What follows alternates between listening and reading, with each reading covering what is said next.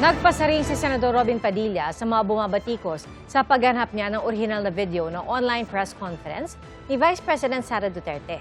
Ayon po kay Padilla, maaari kasing mamanipula ang video. At may paglilinaw kagnay rito ang isang retiradong Associate Justice ng Korte Suprema. Saksi si Sandra Aguinaldo. Nang ipalabas sa impeachment trial ang video ng umunay pagbabanta ni Vice President Sara Duterte sa buhay ng Pangulo, First Lady at dating Speaker, tinanong ni Senator Judge Robin Padilla ang NBI agent na nag-certify na authentic o tunay ang video kung nakuha daw ba niya ang original nito mula sa nag-record ng video ng press conference ng Vice via Zoom. Pero meron po kayong pagkakataon ba na nakausap niyo yung tao at nagbigay siya ng affidavit? May I clarify, Your Honor, if sinong tao yung tinutukoy? Yung nag-record po? Ako po yung nag-record through OBS, sir. Hindi po. Yung mismong nag-record po kay Inday sa Vice President. Nakausap niyo po ba?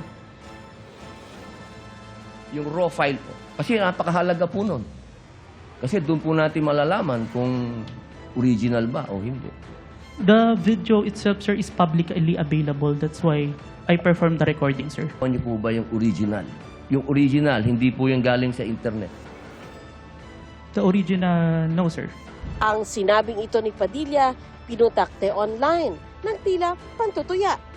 Kinuwestiyon ang kanyang kaalaman sa mga konseptong legal, kaya sumagot siya sa isang Facebook post.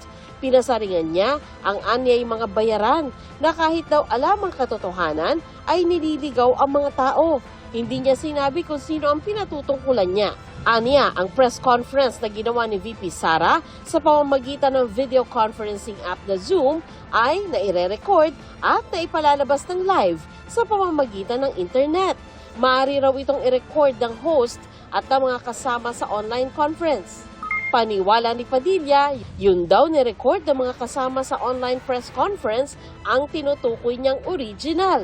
Aniya, yung lahat ng kopya mula sa live feed o live streaming ay duplicate na at pwede umanong mamanipula.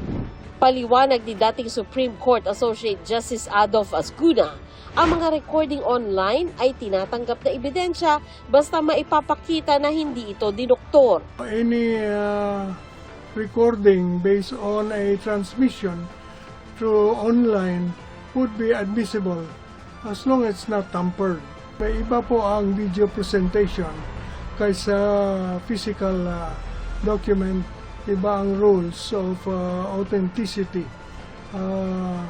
So, palagay ko hindi valido yung objection na kailangan i-presentar yung original.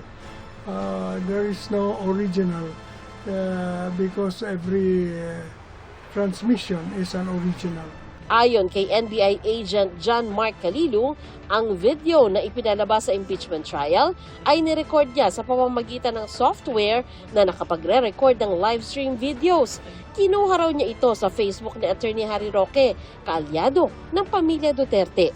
Kaya sabi ni Roque, siya ang pwedeng mag-authenticate o magpatotoo sa video, pati na rin si VP Sara at ang mga kasama sa press conference. Ako si Sandra Aguinaldo, ang inyong saksi.